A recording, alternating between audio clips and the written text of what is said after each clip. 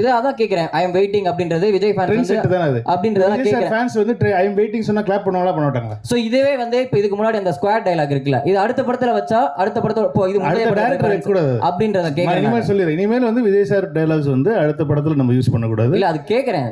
இது எனக்கு தெரியல சார். எனக்கு அது ஒரு தியேட்டர் மொமெண்டா இருக்குங்கிறது தான் ஐடியாவே. ஒரு தியேட்டர்ல ஃபேன்ஸை செலிப்ரேட் பண்ணணுங்கிறது தான் ஐடியாவே தவிர நான் வந்து ஒரு விஷயம் சொல்லி அது வந்து அடுத்த படத்தில் அவங்க என்ஜாய் பண்ணணுங்கிறது ஐடியா கிடையாது. இந்த இடத்துல நீங்கள் ஒரு தியேட்டர் வரீங்கன்னா ஒரு நல்ல ஒரு செலிப்ரேஷனாக இருக்கணுங்கிறதுக்கு என்னென்ன பண்ணலாம் அப்படிங்கிறது மட்டும்தான் நான் யோசிச்சேனே தவிர இது இல்லைன்னா நான் எதுக்கு நிறைய பேர் சொன்னாங்க எதுக்கு அண்ணா வரார் வழிவிட்டு வைக்கிறீங்க, அது வந்து லோகேஷ் படத்தில் இருந்துச்சு, அது நீங்கள் எப்படி நீங்கள் ஏன் வைக்கிறீங்க, நீங்கள் புதுசாக சொல்லி எனக்கு தேவையில்லை. எனக்கு அது லோகேஷ் நல்லா தான் பண்ணியிருக்காரு, அது சூப்பராக பண்ணியிருக்காரு. அது எல்லாருக்கும் மனசில் பதிஞ்சிருச்சு. அது நம்ம கேட்டோன்னே அந்த ரெஃபரன்ஸ் ஞாபகம் வருது. அது எனக்கு தெரிஞ்சு மாஸ்டருக்கு அப்புறம் நம்ம தான் பண்ணியிருக்கோம்னு நினைக்கிறேன். மாஸ்டரில் லோகேஷ் எழுதின டைலாக் வந்து நான் இந்த படத்தில் வந்து நான் அதில் டைலாகாக யூஸ் பண்ணல, இதில் வந்து வெறும் ரைட்டிங்காக யூஸ் பண்ணியிருந்தேன். அது